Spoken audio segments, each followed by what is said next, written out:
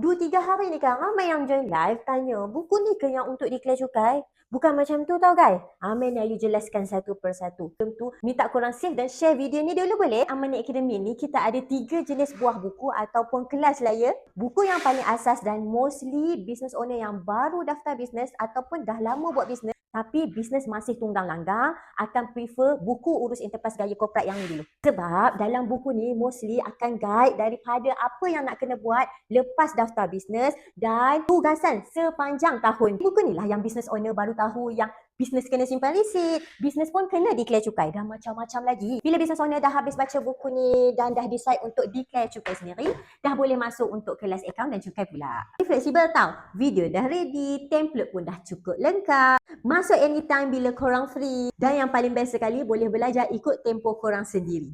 Untuk kelas account dan cukai ni, kami panggil package diamond tau. Kita masuk kelas kan, kita akan dapat nota kan. Buku ni yang korang akan dapat sekali. So, buku mana satu yang korang perlukan? Cuba komen.